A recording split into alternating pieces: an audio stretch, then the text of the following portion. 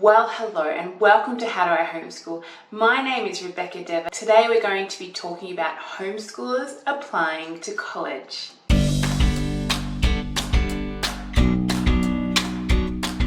So I'll start off telling you a little bit about my story, and then we'll go into the nuts and bolts of how you can also apply to college and get accepted as a homeschooler. So with my story, I was homeschooled.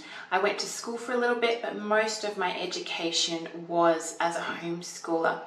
And I applied to college. We call it a university in Australia. I did that by going through a number of different pathways. I finished my year 10 certificate, and then I decided I wanted to do a certificate. So I did a certificate in nursing, and then I did a diploma in nursing after that. And then I applied to university as a mature age student. So that was pathway number one. For my brother, he finished year 10, and then he was able to go straight into doing they were paid for, so he had to pay for them, but 2 units with an open university. So anybody could do them, and if they showed that they were able to do the work and they did well in them, then the university would then let them come in. And it was low risk for the university, because if they couldn't do the units, they were only online units, then they didn't have to let them in. And so that was how he got into his law course. My older brother did it the more traditional way, and he essentially went on to an online school. So you can find an online school, something like BJU has an online school. They often call it an academy. A Becker Academy is also an online school. Really, you're not homeschooling at that point, but you're doing an online school, which means that you sort of go through the traditional method of getting the qualification you need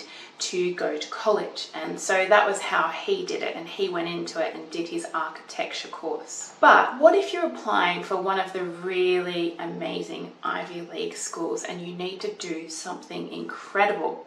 Then as a homeschooler, you need to show that you have areas of achievement that you have gone through in your life and you've done really well in them.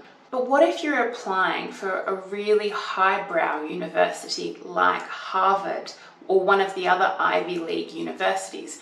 What do you do then? Because then you need an amazing portfolio to show them that you're a great student and they should take you in. First of all, you need to exhibit how wonderful your portfolio is, and you can do that with a number of areas. For homeschoolers, if you think back, you've often got a really wonderful curriculum right in front of you, and you just need to put it down on paper and show off what you've done, really. Your college application is not the place you want to be humble. You want to show them how amazing you are. All universities will be different, but as a place to start, when I applied to medical school, they had a number of levels or areas of achievement they wanted you to be good at. So the first level was the academic level. They obviously want you to be very good academically.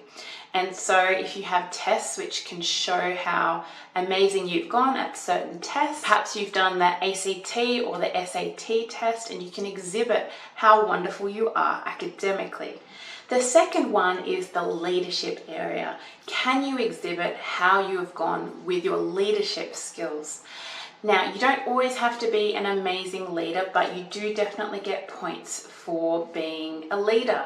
And that is because, especially with the doctor's application, you need to be able to stick to your points and, commit to something, a treatment, for example, you're going to give your patient, and to be able to justify why you have done that. Then there's a section called the capacity to work with others. You need to have things on your portfolio that can demonstrate you are able to work with others. So rack your brains and think about what you could put down for something like that. And then there is something called service ethic. So how are you able to serve other people? A volunteer in a charity organization might be a great thing to put down here. And then another area is the high level of performance in a specific area. For me, when I was filling out the application, I did quite well in my cycling, and I got up to state level, and I won all the gold medals for the state in cycling. And so I put that down and they marked me quite well on that.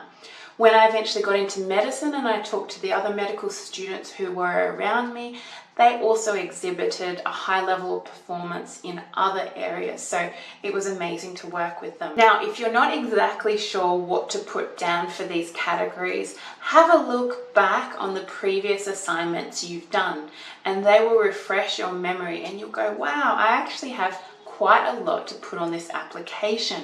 Because remember, they don't know you from anybody else, and so you have to give them as much information as you can for them to be sure about that. Another way to exhibit your prowess in the academic field is to attach some copies of some essays or some impressive work you've done. So if you've done an incredible essay on Winston Churchill, put it in. If you've done really well in a Latin course, put that in. If you've created an incredible video for somebody, put that in. If you've managed to get a pilot's license to fly a plane, put that in. So I really hope this video has helped to give you an idea of what a homeschooler applying to college should do. Please like, subscribe, comment, and we'll be back talking about similar subjects later. Bye bye.